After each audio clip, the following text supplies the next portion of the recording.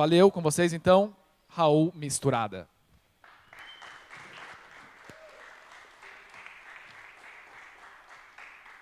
E aí, galera, massa? Que bom, estou feliz que vocês vieram aqui. Vou começar falando um pouco, para a gente chegar nessa história da música e do som.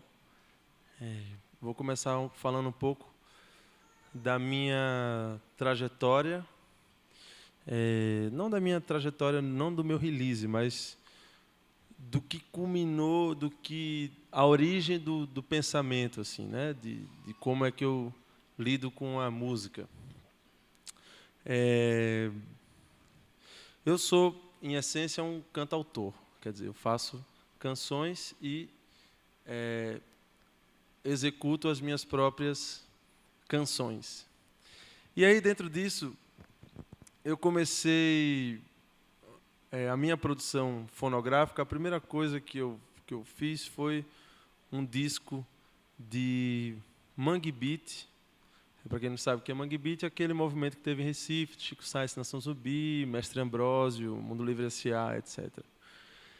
Então, eu gravei meu primeiro EP, quer dizer, o meu não, eu tinha uma banda com amigos que se chamava Doutor Misturada, e por isso que meu nome acabou virando Raul Misturada, é um apelido de adolescência.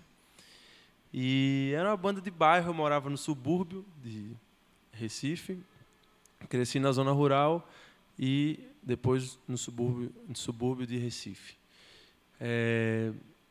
E aí, cara, com essa música, com esse EP, na época eu estava estudando, fazendo universidade, tinha 19 anos, e fiquei sabendo de um festival universitário de canção no sul do país, em Blumenau. Acabei indo para lá participar desse festival, e aí eu acabei me encantando pela cidade, etc. e tal, e fiquei. Acabei voltando para Recife, o que era para durar um final de semana, durou 2 anos. Eu acabei identificando dentro disso, e até de ver a galera no festival de música e tudo mais, que lá naquela cidade do sul, a minha música, o meu sotaque, o meu jeito, o que eu tinha para fazer era identificado como diferente. E aí foi em cima disso que significa diferente que eu investi. Eu intuí que, de repente, se eu tivesse numa condição, num lugar onde as pessoas me identificassem como diferente, podia ser mais fácil do que em Recife, onde ninguém me apontava como diferente, porque todo mundo falava igual a mim, tocava o mesmo tipo de música que eu tocava. E eu também não tinha acesso a entender lá o mecanismo da música em si, né? Como fazer para se apresentar, para depois monetizar a carreira e, enfim, começar a sobreviver de música autoral, que é difícil, mas também é fácil em termos, né? O título desse workshop aqui é Paixão, Música e Tecnologia. Então, eu estou falando aqui primeiramente do que se refere à paixão. E aí, eu comecei a fazer a Universidade de Música no Sul, uma universidade voltada para a música erudita, uma universidade chamada FURB. E comecei a ter muito contato, já tinha contato com música erudita, porque minha avó é pianista. Então, eu tive uns 4, 5 anos de aula, quando criança, só de apreciação de música. Ela nunca me disse o que era dó, não existia isso. E depois contato com partitura e notação musical, ou seja, com as ferramentas que a gente precisa para se comunicar com isso, veio depois, assim, ainda na adolescência, né? Mas na infância, apreciação musical. E isso foi muito importante para mim, porque enquanto quando eu era criança, enquanto meus amigos estavam ouvindo Xuxa, eu estava ouvindo Hermeto, Arrigo Barnabé, Gilberto Gismonti. Essa era a música popular da minha casa. Então, eu estou falando tudo isso para, quando eu tocar aqui, ficar justificável para onde é que foi a minha pesquisa. Bom, aí as pessoas com qual eu transitava no sul do país eram músicos da música instrumental. Eu não tinha muito diálogo com os cantautores, não me identificava com aquele tipo de música, e aí eu comecei a me associar aos músicos que tocavam música instrumental, mas eu, como cancionista, queria exercer essa questão da canção. Então, minha obra fonográfica, até o 5º disco, foi uma espécie de canção com a concepção de música instrumental. No Sul, eu conheci o Bruno Moritz, que estudou composição e regência comigo, que é um acordeonista que já foi eleito algumas vezes entre os 4, 5 melhores acordeonistas do mundo, tocava com Sivuca quando criança, enfim, um cara para vocês... Estou falando os nomes para acreditar a galera e vocês também darem uma pesquisadinha quando puderem. Depois, um guitarrista incrível, Mazin Silva, que é de Blumenau.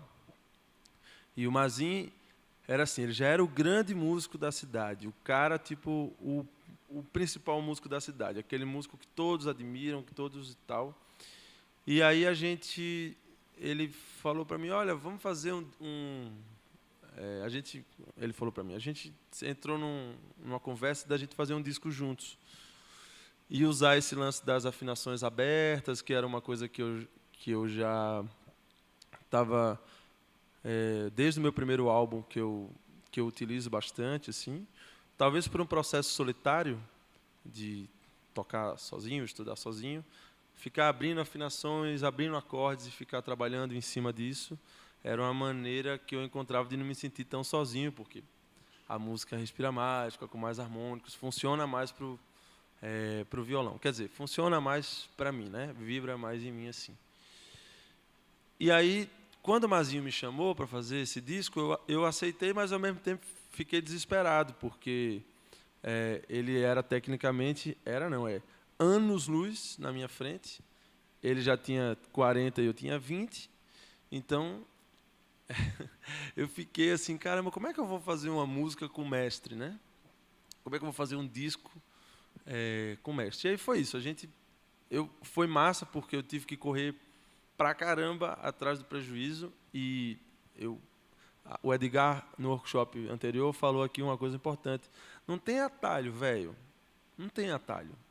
Você tem que mirar o que você está afim de fazer e meter o rabo na cadeira, velho. Sacou? Tipo, e escutar música pra caramba, e estudar pra caramba, e se dedicar pra caramba. O estudo da música, ele não é só a coisa técnica mesmo, muscular, mas sim assistir shows, ler, se interessar por estilos que você não se interessa. Quer dizer, esse é um outro ponto que eu já vou chegar. E aí, beleza, eu fui percorrendo assim, e fazendo discos com essa galera que era basicamente a turma da música instrumental e fazendo canção assim. E, paralelamente a isso, eu ia vivendo de dar aula, de tocar na noite, basicamente isso. Depois, entrei num esquema de ter alguns patrocínios de marca, e aí dava um workshop aqui e ali, isso monetiza a carreira também, faz com que a coisa se movimente, que haja uma demanda e tal. Aí, em 5, 6 anos, eu fiz esses 5 discos e fiquei produzindo muitos discos de outros artistas, de vários gêneros que transitassem entre o rock e a MPB. Né? E o que se diz também de música indie, de música instrumental, de jazz e tal. E aí segui nessa, tipo, numa fissura muito grande, assim, tipo, de produzir discos, e por isso que antes de 30, eu tenho 31 anos, antes do 30 eu já tinha produzido mais de 30 discos. Então, minha vida era todo dia, tipo assim, eu tinha, sei lá, 50 músicas para produzir de vários álbuns, juntando eu pegava 4 álbuns para produzir num período de 2 meses. Se você divide isso por música, e contando que muitos desses artistas mandam apenas uma guia de voz e violão para você montar um arranjo em cima e tentar identificar qual que é a qualidade do cara, então todo dia eu tinha bastante música para trabalhar. E isso é uma coisa que para mim foi viciante, me exigiu pesquisar para caramba, porque cada pessoa, quando você produz outros artistas, a menor coisa que você é um produtor. E o máximo que você é um psicólogo. Você é psicólogo do cara, que é um outro cara doidão que nem você, cheio de encrenca na vida, para resolver, desconta na música, e você fica tendo que lidar com essas situações. Então é cacete, velho. É cacete o tempo todo. E é importante isso, porque a problematização é a grande chave para que, por exemplo, tivesse aqui agora, a gente tivesse aqui tendo essa troca. Beleza. Aí o que começou a acontecer? Aí eu casei e tal, não sei o quê, bababá, e não conseguia monetizar a minha música. Porque aí a gente esbarra num problema que é o mercado da música para música autoral e para MPB, etc. e tal, foi minando nos últimos anos. E cada vez mais. Então, uma época a gente foi mainstream e agora somos undergrounds. E a música pop do país, de, sei lá, 15 anos para cá, e cada vez mais passou a ser o sertanejo universitário, e agora, mais recentemente, tipo o funk e o rap e tal. E eu ficava muito revoltado com isso. Assim, eu ficava puto, porque eu mensurava uma questão de, caramba, eu estou me dedicando, não sei o que, não sei o que, não sei o que, a isso, e como é que pode se eu ouvir aquilo ali, está faltando isso, está faltando aquilo. Quando eu parei de lidar com esses aspectos como um lixo cultural, que foi assim que eu lidei até então, eu comecei a sacar que o problema estava comigo, assim, né? Tipo, que eu preciso cavar o buraco que eu me enfiei para poder fazer com que minha música se monetize, que ela se dissemine. Então, o problema não está no outro, sempre está na gente. E aí, cara, eu comecei a participar, a voltar a participar. Isso em 2012, eu comecei a voltar a participar de festivais de música. Existe um circuito imenso de festivais de música autoral no país. Agora que reduziu bastante, ainda assim deve ter mais de 100 festivais por ano. E são festivais de canção competitivo. Ou seja, você manda sua música para lá, eles passam por uma triagem, se você for selecionado, eles te dão uma ajuda de custo, você vai até lá, vai ter um corpo de jurados, que são artistas já consagrados ou gente da área especializada. E se você ganhar premiações ali que fica entre 3 prêmios e mais melhor intérprete, mais melhor arranjo, não sei o quê, você ganha uma grana. Tem um site que concentra tudo isso que chama festivaisdobrasil.net. E aí eu comecei a voltar a ir nesses festivais com esse repertório que eu estava fazendo. Eu passava na triagem, porque a triagem é feita por músico, e quando eu chegava lá, eu me estrepava, porque o que acontecia era que a minha música era vista como esquisita.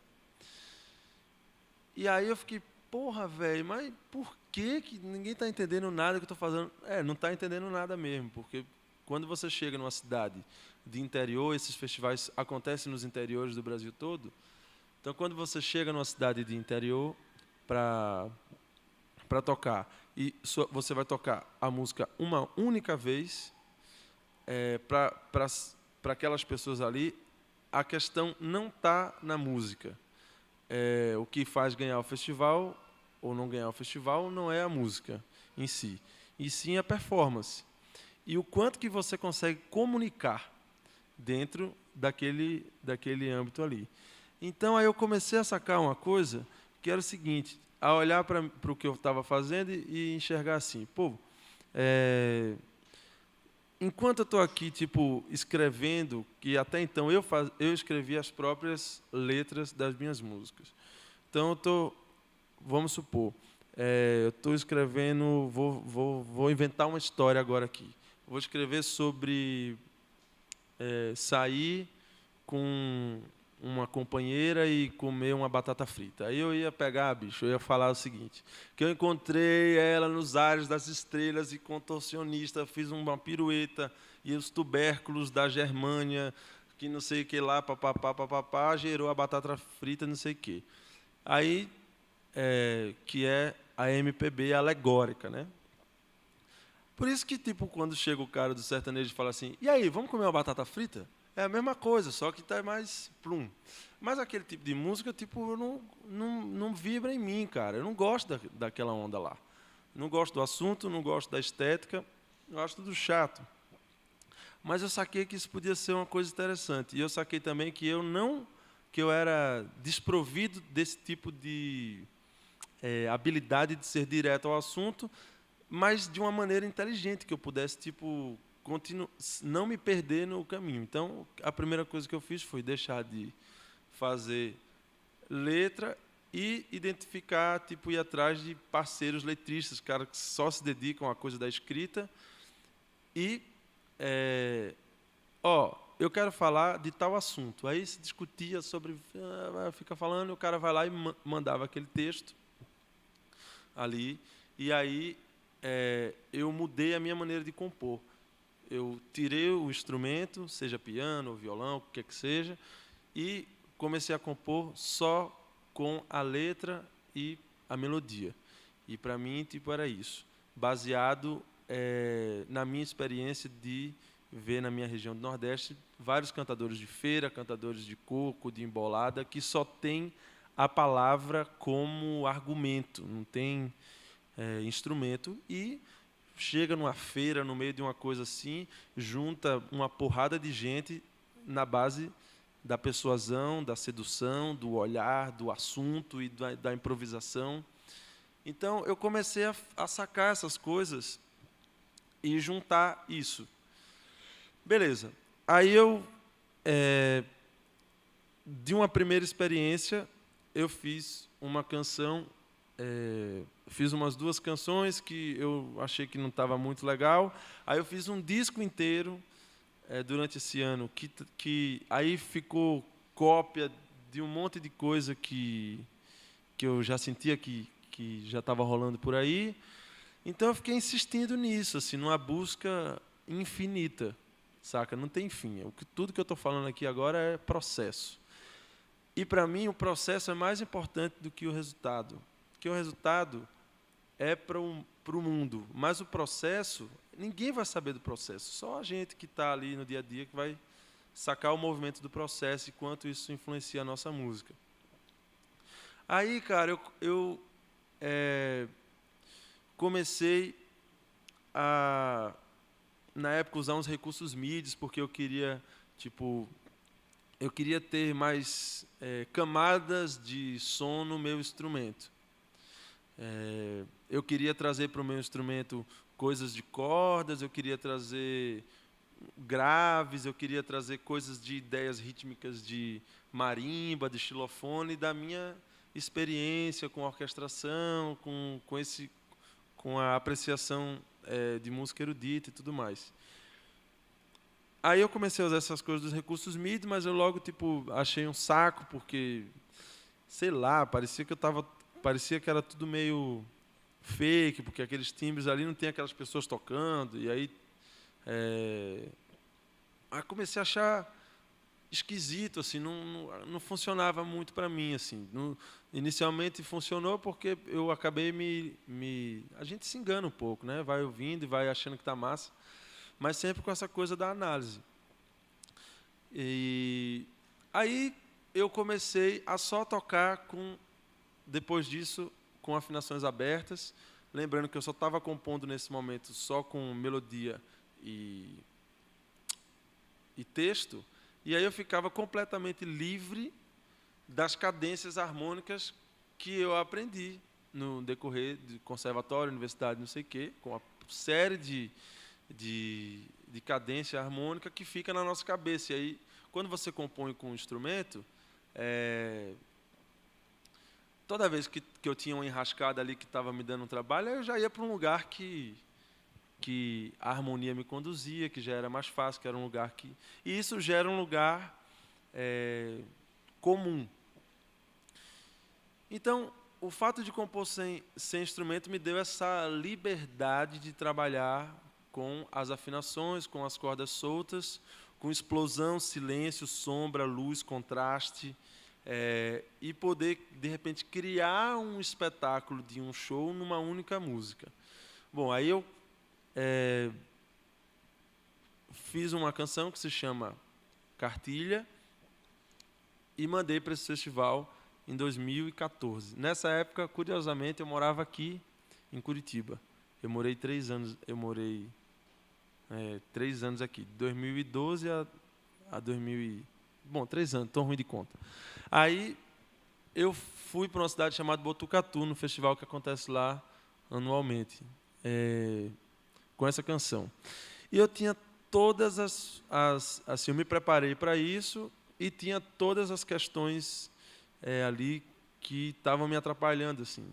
Nessa época eu estava esse festival era longe, as passagens eram caras.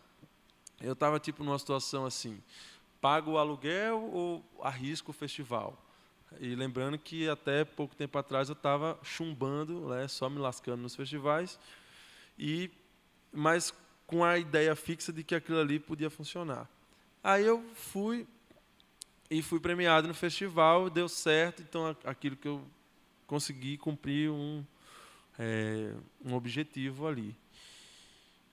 Beleza, aí isso me estimulou pra caramba, assim, eu já tinha juntado esse lance dos pedais, já estava no meu som, essas coisas não vêm de uma vez, vêm em pacotinhos, isso veio durante a vida toda. Você compra um pedal, você compra outro pedal, você vai descobrindo outro, você vai se afundando e sempre tipo pegando cada equipamento e indo até o osso dele, do que ele não, para identificar o defeito. Minha história é ficar sacando onde é que está o problema, que tipo, acho que o trabalho do produtor musical é isso, né? A gente fica ouvindo o problema.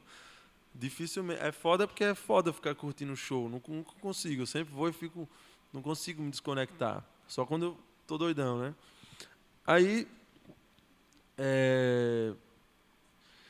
esse lance me estimulou muito, cara. E aí eu comecei a fazer a minha pesquisa de fato, ir atrás de resolver essa questão de sonoridades e as cordas. Primeiro começou com as cordas do instrumento, assim. Tipo, o máximo que tinha aqui para vender no Brasil era 013, para quem toca violão, corda-aumento 013.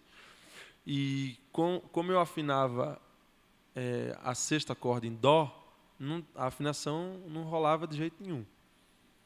Nessa época, eu era endorse da Labella, marca de cordas que chama Labella.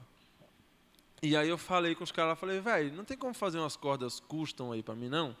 Eu pegar umas cordas e eu testar uns calibres e tal. E eu fiquei tipo 1 mês testando várias combinações de calibres de corda, assim, tipo, eu comprava 2, 3 jogos de corda e ficava montando jogos de corda até sacar o equilíbrio disso.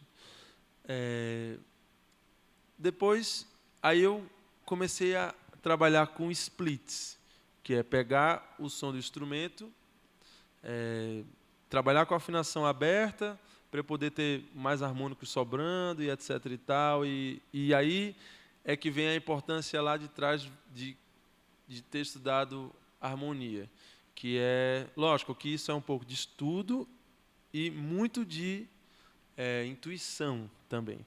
Isso é importante, não é só sacar do mecanismo, né? É intuir coisas também. Às vezes, acidentalmente também. Você esbarra sem querer numa coisa e aquilo ali te gera um estudo a partir de um acidente. Então, como eu estava sacando, como eu estava de boa com o lance harmônico, para mim eu não estava preso na questão do shape do acorde. Eu não estava preso na posição. Eu estava abrindo um espectro na minha frente que eu pudesse movimentar as bolinhas na pauta da partitura e visualizar essas encrencas. E aí eu consegui chegar em vários resultados de calibres de corda e de várias afinações e comecei a trabalhar esse disco que eu estou em turnê no momento. Agora, né? Eu lancei o disco em novembro do ano passado e comecei a conceber ele, tipo, a ideia em 2014. Depois circulei 2 anos só de pré-lançamento para ficar testando esse repertório e afunilando a pesquisa. E em 2016, entre 2016 e 2017, que eu gravei o disco de fato. E aí, cara, eu comecei a ir para o lance dos splits, que é pegar o sinal do seu instrumento e sair dividindo ele em outros sinais. Então, basicamente, o que é que eu faço aqui? O sinal do meu instrumento entra aqui nesse pedal que é... E aí que vem o lance do acidente. Primeira coisa que eu fiz foi a Creation, que é uma empresa daqui, Creation FD, e na época eu morava aqui e era endorse deles. Eles lançaram um bufferzinho que está aqui. Ele tem para vender ainda hoje? Pronto, então você vai vender bastante. É um pedalzinho que ele é para regenerar, bufferizar sinal. Só que ele tem um bônus, você entra um cabo nele e sai 2. E aí eu comecei a splitar daí. Então eu conseguia garantir um sinal limpo do meu instrumento para ir para um direct box, som de violão, beleza. O outro sinal entra pelo oitavador, que é esse oitavador da Boss aqui, o OC3. Eu já testei vários oitavadores e em termos de profundidade, assim, o que mais funciona para mim é esse aqui. Esse oitavador tem 2 saídas. Tem um direct out e tem um output. O output vai só o som oitavado e o direct out passa o sinal direto. Então, vamos primeiro para o direct out. Para o som oitavado. Com o lance das cordas, esse pedal ele é burro. Ele tem o range dele, ele não trabalha direito. Então,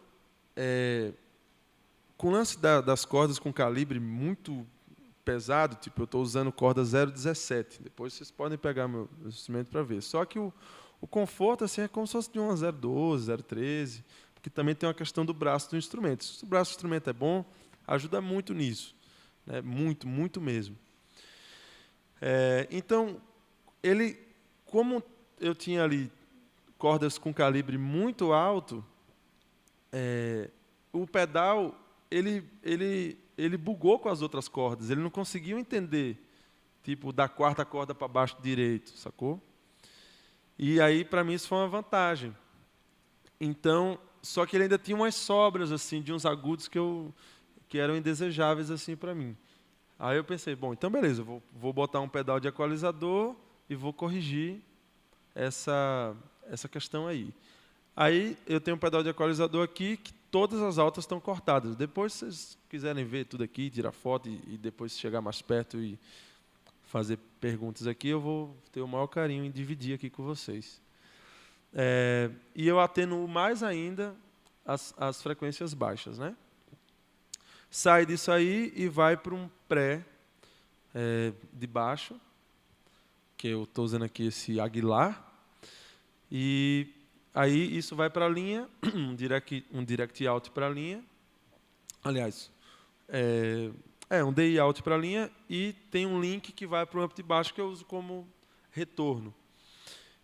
Beleza. Até o caminho do baixo está tudo certo ou eu estou falando japonês? Se não tiver, vão dizendo aí. Falei.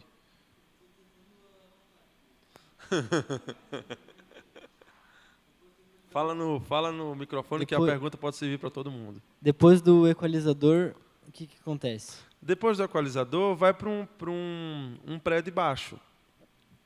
Poderia ir direto para um direct box normal. É só porque aqui eu tenho mais um controle de equalização. De grave, agudo e de médio grave e médio agudo. E aí, eu, como gosto de grave, eu corto mais ainda. O que tiver de agudo não tem agudo. Só tem grave. Você escuta isso, assim. A ideia é escutar, tipo, um peido do Godzilla, sacou? Uma coisa assim, numa bacia de farinha. Então,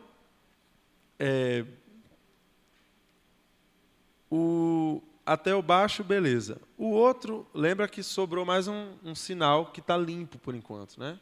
Que está vindo, que é o direct out do oitavador. Direct out é um sinal que passa direto. Então, esse direct out, ele passa por um AB box, que o AB box é um pedalzinho que troca canais. Então, um canal não tem nada e outro canal vai para o setup de guitarra. Esse canal que não tem nada é só para eu mutar a guitarra quando eu não quiser som de guitarra, quando eu quiser só som de violão. O oitavador, quando eu piso nele, ele muta o baixo e eu fico só com o violão. Então, eu tenho aqui todas as possibilidades. Eu posso usar só o som da guitarra, só o som do violão, só o som do baixo, ou todos eles juntos. Depois disso, então, vai para 2 drives, um Deco, que é um drive mais baseado em saturação de fita, assim, tipo, que é o meu drive principal, e para umas músicas mais pesadas que eu toco, eu uso esse Zen Drive, que é um pedal que eu gosto pra caramba. Aí, vai lá para cima, para essa seção aqui, onde tem um Mobius, que é um pedal só de modulações, o Timeline, que é um pedal só de delay, e o Big Sky, que é um pedal só de reverb.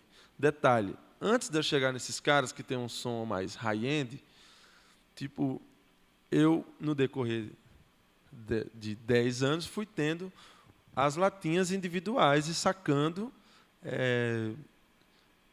como é que era o som das coisas, cara. Isso é muito importante. Não adianta, tipo, tirar uma...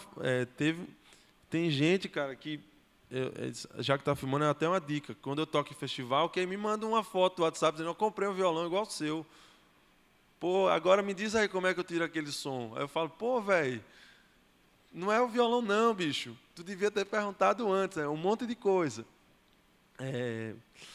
Então, o pedal de modulação, pô, eu tive vários trêmulos, vários pedais de phase, vários pedais de coros, e aí vários vibratos, e enfim. Você vai, tipo...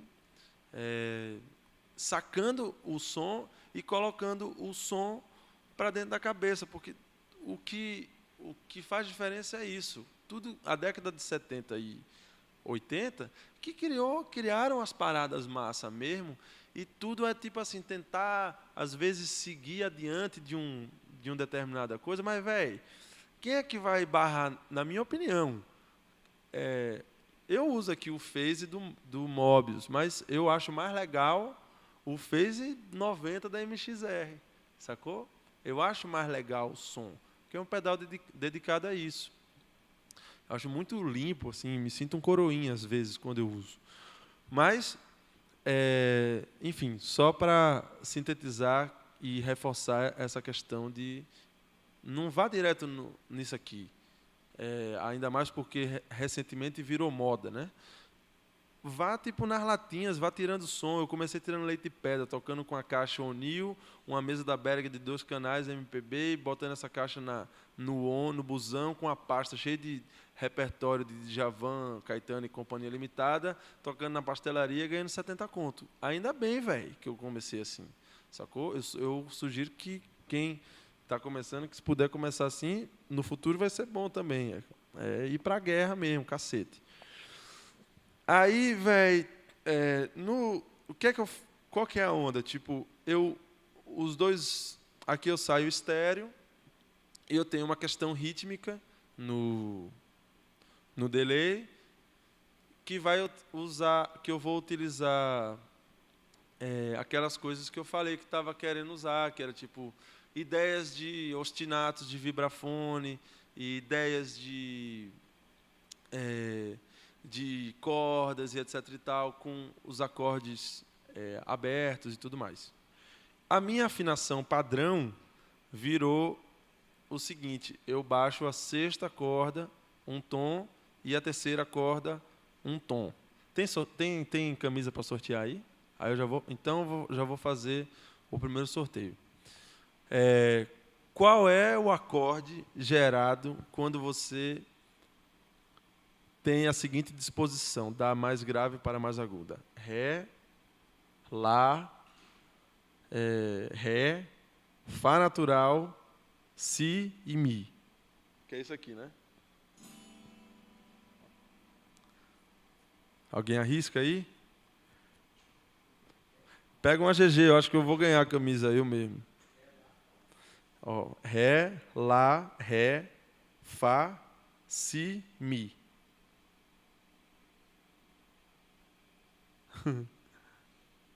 Vocês vão fazendo conta aí, depois vocês me dizem.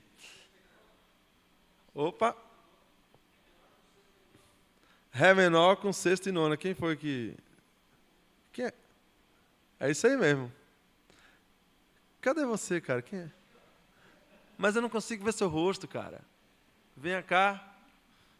Pô, uma salva de palmas para o grande montador de acorde. Cadê a camisa dele? Ele foi buscar? Daqui a pouco ele te dá uma camisa aí, velho. Então é isso. Minha afinação standard passou a ser essa. E aí é óbvio, aí entra uma questão de facilitação também, porque, beleza, no decorrer da onda toda, eu acabei criando 14 afinações. E aí não dava para eu ficar viajando com 14 instrumentos, porque quando você muda a afinação, nem sempre o calibre da corda vai ficar comportando uma outra afinação. E também, como é que você vai ficar parando o show para ficar trocando? Tipo, beleza, quando você é o The Edge, que basicamente usa só uma afinação, mas você já é o YouTube, você troca, usa 50 guitarras uma música, porque é bonito, né? É divertido. Lógico, tem questões timbrísticas, tal, estou brincando. Mas aí, para mim, começava a ficar difícil. Então, isso tudo somado à ideia de voltar sempre para a observação do que veio antes. Quando eu fui tratar essa maneira de compor música, eu fui buscar referências em coisas que funcionam. Então, a primeira coisa que eu fiz foi pensar assim, pô, como é que o Tom Jobim conseguiu, mesmo ele já sendo o Tom Jobim, fazer uma música como Samba de uma Nota Só? E eu ficava, caramba, velho, como é que o cara faz uma música com uma nota só e dá certo e vira standard de jazz e é tocado no mundo todo? Então, eu comecei a trabalhar em cima desse tipo de ideia e de trabalhar em cima de ostinato, que ostinato é uma repetição de um motivo que vai se progredindo, mas ele fica naquele mesmo lugar. Depois eu comecei a observar os movimentos da música pop americana atual. Na época, a música que estava estourada no mundo era várias músicas de um artista chamado Bruno Mars. Não sei se vocês já ouviram falar, alguns já conhecem e tal. E aí, o que eu comecei a fazer? Eu disse, bom, eu vou plagiar. Não, já é dele, nem precisa da cadeira. Pega aí, velho. Bom goleiro. Uma salva de palmas para ele, goleirão. E aí, tipo, eu disse, bom, eu vou plagiar Bruno Mars, porque a música tonal já acabou, já faz mais de 100 anos. Tudo que a gente faz é plágio. O que dá a ideia de ser novidade é a estética. A estética é que faz parecer novo, mas as possibilidades de fazer uma melodia, isso acabou faz tempo. Então eu disse, vou ficar plagiando músicas pop e ver como é que funciona. Aí depois eu pensei, eu não preciso plagiar. De repente, se eu pegar aqueles pedaços de refrões e reharmonizá-los à minha maneira, já vai dar um ar diferente. Porque a música é a melodia. Se eu tenho só a harmonia e não tenho um caminho por exemplo, um chord melody que vai indicando a melodia, eu não tenho, não é um plágio, não é uma outra, é uma outra música, uma outra questão. E aí eu comecei a juntar esses elementos todos, a juntar a comunicação do que a comunicação da Valesca Popozuda sem ter aquela bundona, a ideia do ostinato e de repetição do samba de uma nota só, os refrões do Bruno Mars, aí você vai fazendo o quê? Misturada. Você vai juntando tudo e é isso. Não dá para identificar nada desses caras na minha música, porque uma vez que você come, se eu comer agora um pouco de lasanha, um pouco de feijão, um pouco de espinafre e um sorvete, se eu em um segundo vomitar, já não é mais nada disso. É gosma. Então, eu classifico a minha música hoje como gosma. Então, eu vou fazer o seguinte.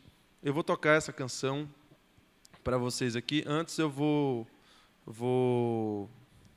mostrar para vocês a somatória dos timbres aqui.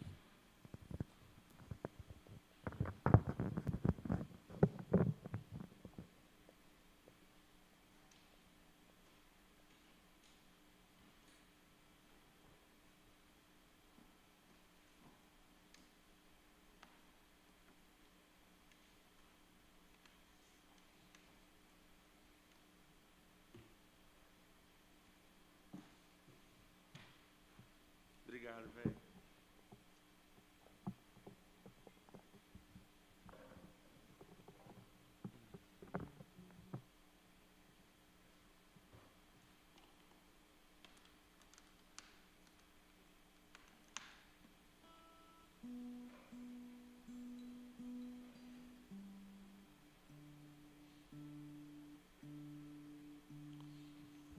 Vou só dar uma afinadinha aqui, porque o friozinho já balançou.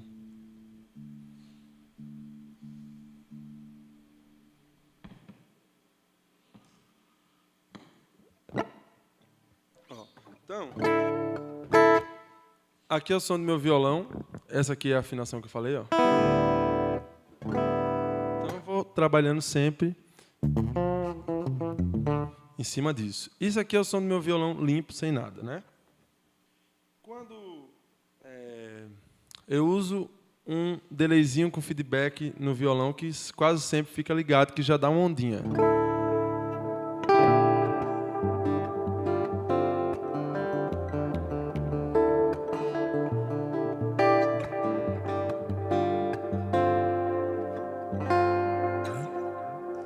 Só conferir essa afinação de novo aqui.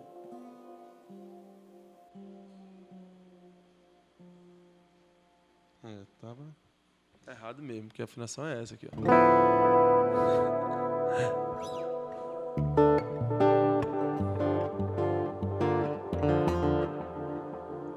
Eu vou abrir o baixo aqui.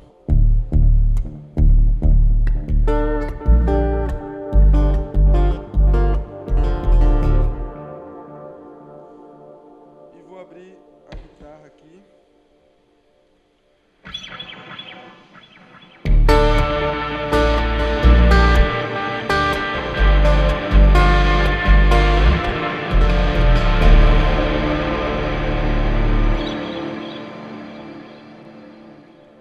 Então, é como se tivesse 4 pessoas tocando, mas eu não preciso dividir o meu cachê com mais outras 3 pessoas. Que isso é uma coisa muito importante. Mesmo. Bom, eu vou tocar então essa canção para vocês.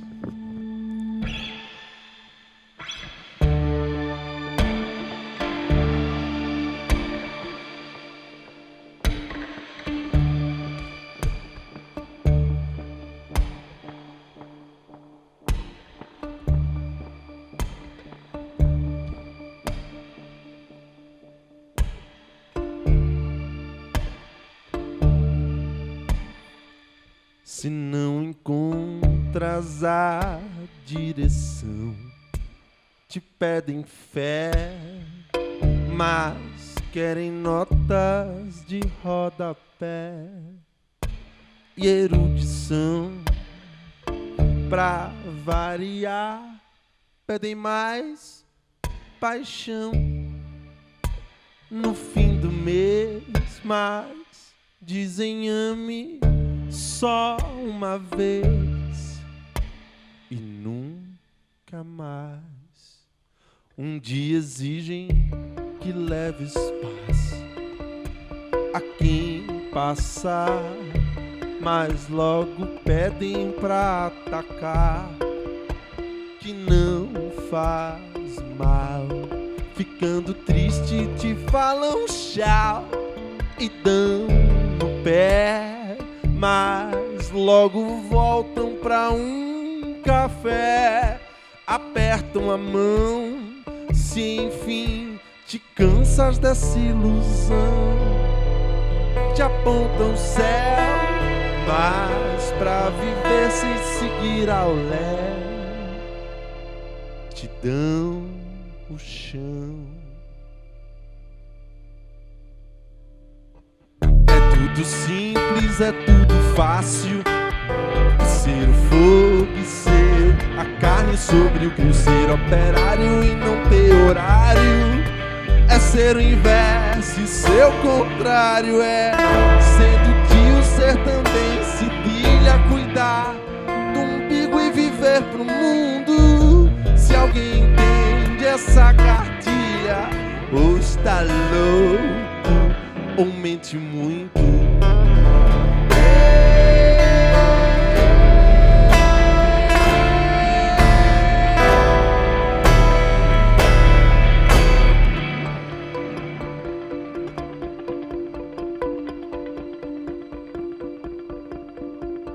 Se não encontras a direção, te dão o chão, mas querem notas de rodapé. Te pedem fé, pra variar, pedem mais paixão e erudição, mas dizem ame só uma vez. No fim do mês, um dia exigem que leves paz e nunca mais, mas logo pedem pra atacar a quem passar. Ficando triste te falam tchau, que não faz mal, mas logo voltam pra um café e dão no pé. Se enfim te cansas dessa ilusão, apertam a mão, mas pra viver sem seguir ao léu, te apontam o céu. É tudo simples, é tudo fácil. Ser fogo e ser a carne sobre o grill. Ser operário e não ter horário é ser o inverso, seu contrário. É sendo tio ser também cedilha, cuidar do umbigo e viver pro mundo. Se alguém entende essa cartilha, ou está louco ou mente muito.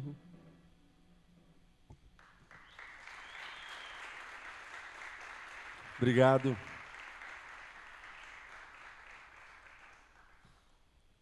Antes de eu entrar aqui, eu desconfiei que minha unha podia voar, porque eu estou usando unha postiça e eu botei um Super Bonder no bolso de trás. Está vendo? como é importante ficar preparado para as coisas. Então, vou colar minha unha aqui, só um minutinho, um momento de manicure. Eu não uso palheta.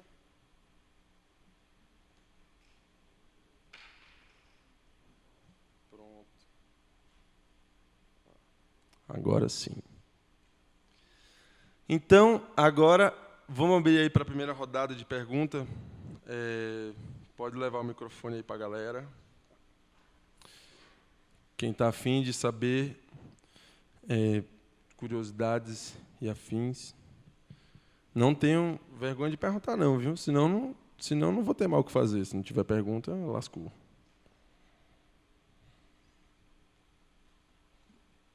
Raul, cara, como é que eu sei se uma música que eu fiz tem o padrão pra, tipo, sei lá, ganhar um festival? Você tem que ter a fé de um homem bomba que bota uma granada debaixo do ovo e acredita que, se ele se explodir, ele vai encontrar com as 1001 virgens.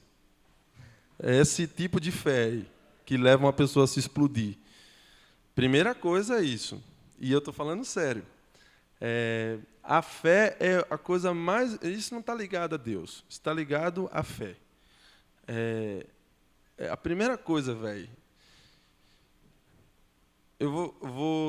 Eu, quando acordo e dialogo comigo mesmo, eu acho que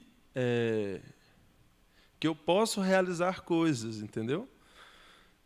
Uma coisa muito importante, que é aí o ponto que eu não falei antes, mas isso é talvez a coisa mais importante que eu vá dizer, que é o seguinte.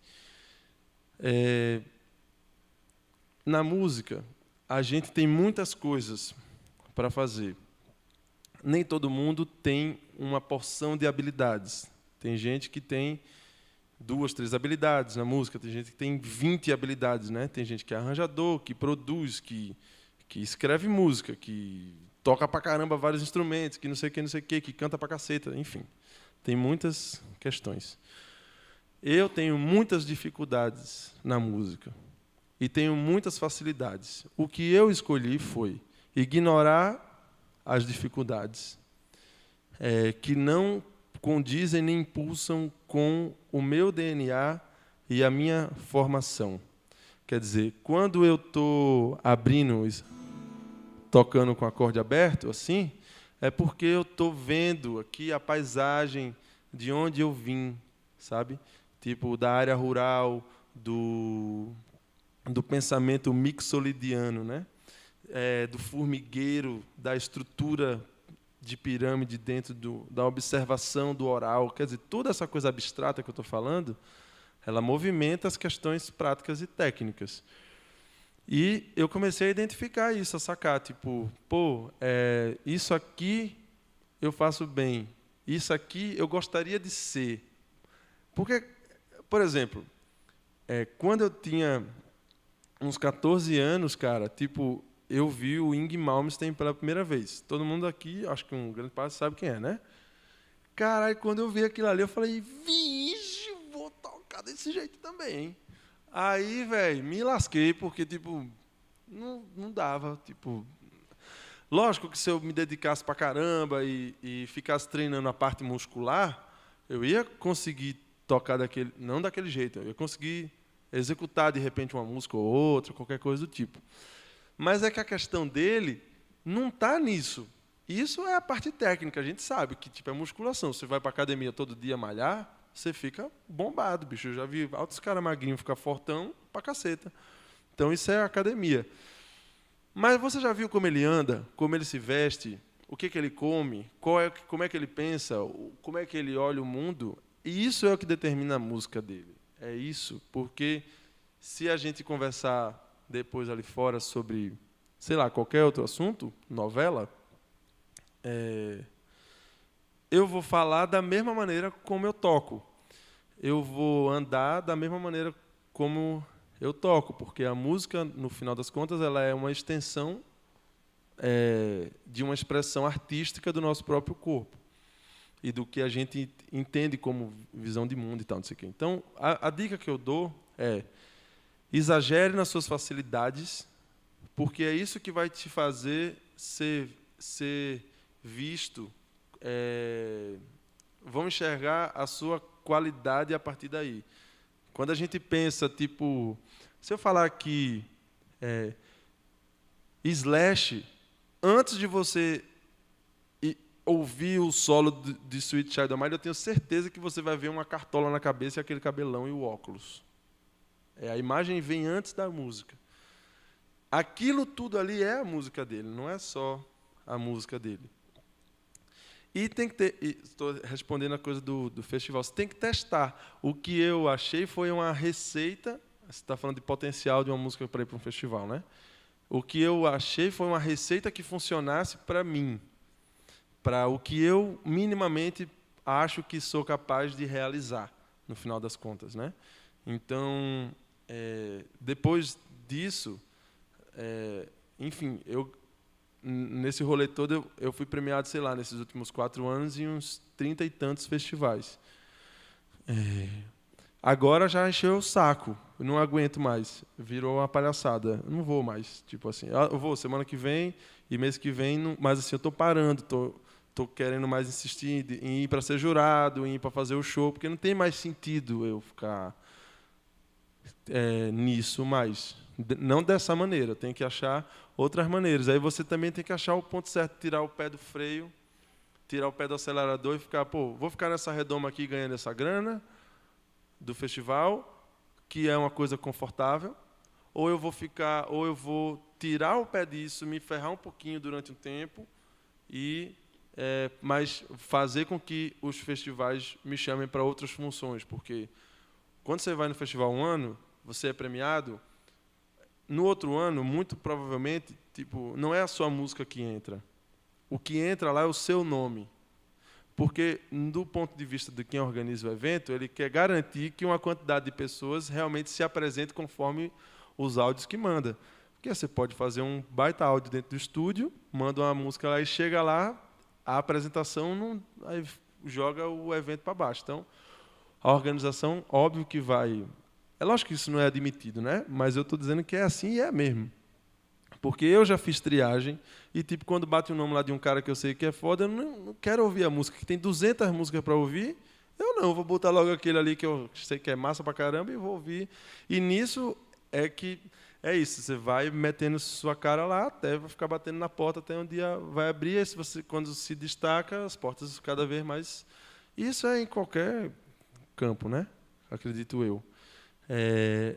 E aí entender, quando você vai circulando, entender o que é que funciona para cada para cada cidade, o movimento da cidade, sacou?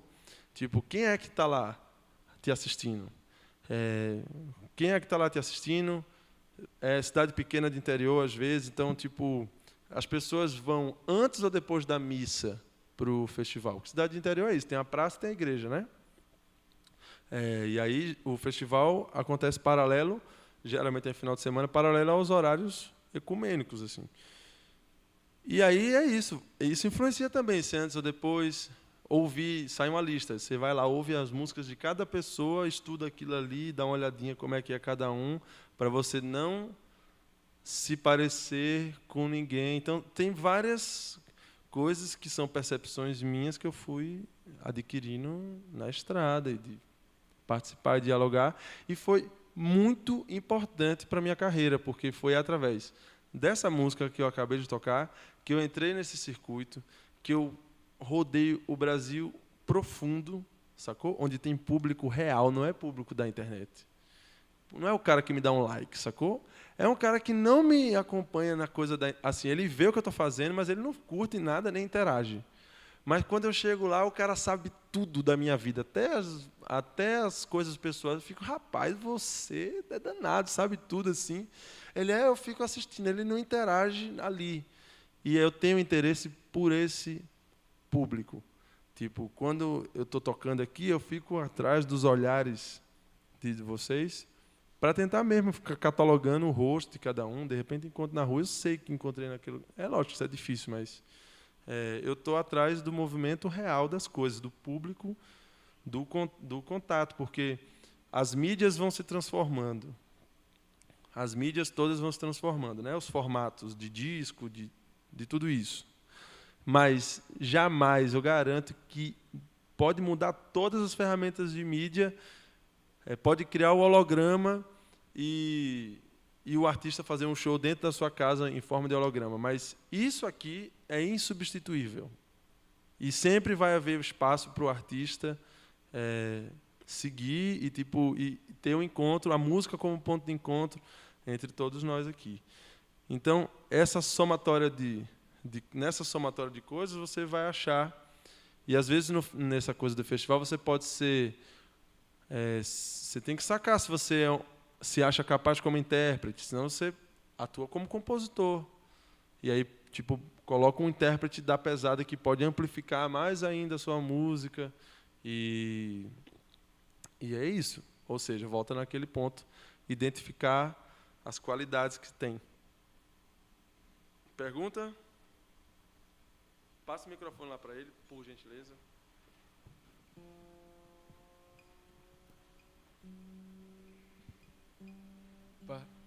Sobre o uso dos pedais no teu processo de criação, você percebe que, às vezes, os próprios equipamentos te dão a ideia musical ali da composição, ou você tem na tua cabeça e extrai o que você já sabe que vai funcionar? Tudo vem antes na cabeça. Mas o problema é que hoje, utilizando muito disso, e também porque eu acabo produzindo muitos discos, o que acontece é que, quando eu penso às vezes eu penso no som já processado, entendeu? Quer dizer, aí é a ação da tecnologia sobre a minha cabeça. Às vezes não funciona também, não. Na prática, não funciona. Eu sempre procuro voltar para o movimento mais simples, que é tipo fazer com que essa ideia soe eu cantarolando, tomando banho, sacou? Eu penso numa coisa mais roots, assim. Porque já aconteceu comigo, por exemplo, uma vez, teve um festival que eu participei que o som parou no meio no meio da música. Lógico que quando aconteceram duas situações engraçadas que eu vou dividir com vocês assim de estrada. Uma foi essa que o som parou e aí tipo no meio da música. E aí não saía nada, aí eu disse, bom, eu preciso fazer uma cena, né? Porque não vai resolver, o cara vai dizer que foi meu cabo, que foi não sei o quê. Aí eu peguei e sacudi minha guitarra no chão e cantei a capela. E ganhei o festival. Então, para mim isso foi uma prova de que realmente, se não tivesse... Lógico, teve essa cena, né, que me ajudou. E outra vez já aconteceu também, de eu esquecer a letra, e eu, no meio da canção, né? Aí eu botei a culpa no técnico de som, né? Porque eu peguei, continuei aqui, estava amarradão, aí eu esqueci a letra. Eu vi que eu tinha esquecido, aí eu comecei... Aí, porra, puta que pariu! Aí, tipo, bota a culpa no técnico, né? Aí eu mexi assim no cabo e, pô, tava aqui, agora só por causa disso eu vou tocar de novo e agora que eu vou botar para lascar mesmo. Também ganhei. Mas, então, você saber usar da malandragem, tem que pensar ligeiro. Eu respondi mais do que a sua pergunta, né? É que eu gosto de falar. Alguém quer falar mais alguma coisa? Só um minuto. Como é seu nome? Yuri, né? Com Y. Yuri? Igor. Com Y ou com I? É que faz diferença na... Esse aqui eu já sei quem é. Vinícius. Mais alguém? Ela A gente ali. tem espaço para mais uma pergunta que a gente precisa encerrar. Poxa, assim, rapidinho. Tá bom. Eu achei legal que você comentou sobre o processo, que a gente geralmente não valoriza o processo e mais o resultado, né? E aí a minha pergunta é mais no sentido de, assim, antes da consagração, sei lá, de todo o reconhecimento, nos seus 23, 24 anos, qual que era a rotina de um produtor musical mesmo, assim? eu não entendi direito. Eu estou esperando esse momento da consagração até agora. Já começa daí. Mas você está perguntando como é que era a minha rotina como produtor musical antes de ser um produtor musical que tipo as pessoas me chamavam para produzir, por exemplo, é isso? Pode ser. Como que foi teu processo? Assim, você acordava e você pensava, hoje eu vou fazer o quê? Assim, tipo... Tá. O processo foi de autogestão, foi tipo não ter dinheiro. Tipo, foi... eu preciso fazer um disco, eu não sei fazer um disco. Eu não tenho dinheiro para fazer um disco. Então, como é que eu faço? Eu acordei um dia e disse, eu sou produtor musical do meu próprio disco. Aí, eu fui reparando como é que o técnico trabalhava na produção desse EP, isso com 17. Eu dividi isso em 10 prestações, o EP em 10 prestações de R$300, que era um dinheiro que você não faz ideia de como era difícil, né? Tanto que eu fiquei devendo, fui pagar depois. E aí, o processo, cara, tipo, foi na observação. Aí eu fui sacando as coisas, assim. Aí tinha uma questão de intuição, sensibilidade e tal. Eu fui aprendendo na estrada. Aí depois fui me interessando pelo assunto e estudando a Vera, porque o produtor musical ele tem que sacar de periférico, ele tem que sacar de engenharia de áudio, tem que sacar de orquestração, tem que sacar de arranjo, tem que sacar de harmonia, tem que sacar de um monte de coisa, porque não precisa ser um especialista em cada coisa, mas você vai estar numa posição que todo mundo se volta contra você, sacou? E depois essa função ela vai se estendendo para outras funções que não são música, que é aquilo que eu falei no início, que é tipo psicológico. E aí você vai sabendo, vai aprendendo a lidar ou desaprendendo a lidar. Eu, no início, era muito doido com isso aí, cara, porque eu chegava assim, quando estava na hora que o atrito chegava no meio da produção, aí eu falava, velho, você é muito ruim, você é incapaz de fazer as coisas e está botando a culpa em mim. Aí depois você vai amadurecendo, fui amadurecendo, aprendendo, e achar as peças certas também, achar quem vai colaborar com você. Quer dizer, o Steve Jobs, ele não era o cara da engenharia, ele era o cara da venda. E é isso, tipo, o que eu quero fazer com a minha... Quando, nessa época que você está perguntando, eu queria ser um produtor musical. Tipo, daqui a 10 anos eu não quero nem mais ser gente, eu quero virar um conceito. Essa é a minha... E eu não acho arrogante dizer isso, não. Isso é só um objetivo. Então, tipo, eu quero virar um conceito. Quando a pessoa pensar num som, ela linka na minha pessoa, nos discos que eu produzo, ou qualquer coisa do tipo. Então, eu preciso trabalhar para isso e desenvolver isso da melhor maneira que eu possa desenvolver. Tá bom? Eu vou tocar uma música para finalizar, tá? Eu vou pegar o outro instrumento, aí depois a galera pode... Como é? Para eu poder falar a diferença de cada um, tal. Eles são os mesmos, mas são diferentes. Obrigado.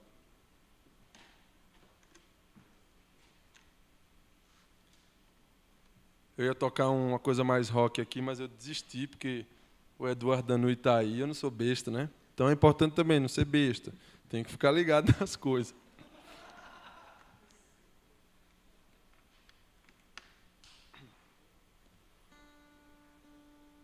Quando eu era menino, eu ficava vendo na revista, assim, aí ficava... Porra, o cara tem uma Zoom 505, velho. Bota fé? Aprendi muita coisa com o Dr. Sim. E sou muito grato por essa... Reverencio a Eduardo Danui aqui. E o Dr. Sim, por tudo que fizeram por todos nós. Mesmo para quem nem sabe o que é, você foi influenciado por eles e não sabe.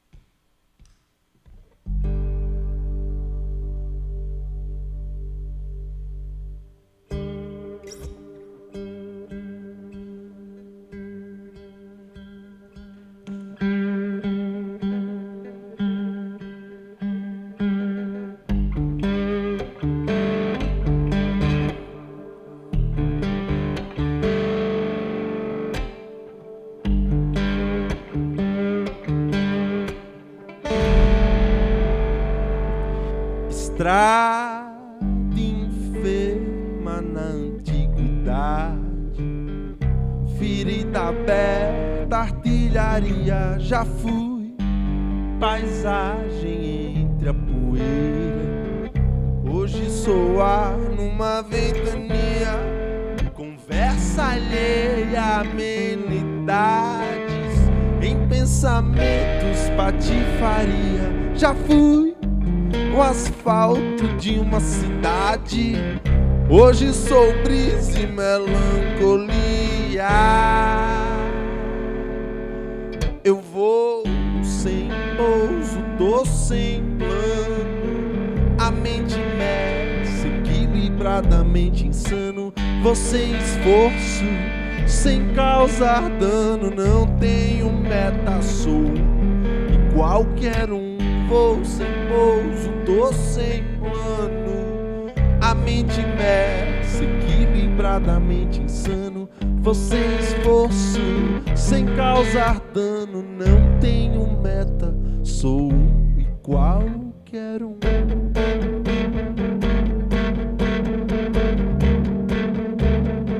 Eu sou qualquer um. Eu sou qualquer um. Eu sou qualquer um.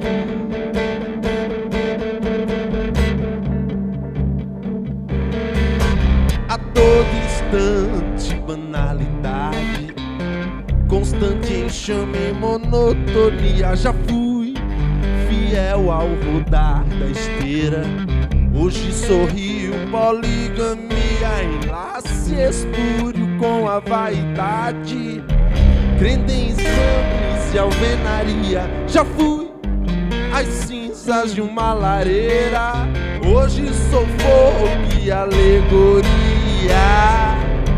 Eu vou sem pouso, tô sem plano, a mente imersa, equilibradamente insano. Vou sem esforço, sem causar dano, não tenho meta, sou um e qualquer um. Sem pouso, vou sem plano, a mente imersa, equilibradamente insano. Vou sem esforço, sem causar dano, não tenho meta, sou e qualquer um. Cola aí. Sem pouso, vou sem plano, a mente imersa, vou sem esforço, sem causar dano, não tenho meta, sou um e qualquer um. Eu vou sem pouso, tô sem plano, a mente imersa, equilibradamente insano. Vou sem esforço, sem causar dano, não tenho meta, sou um e qualquer um.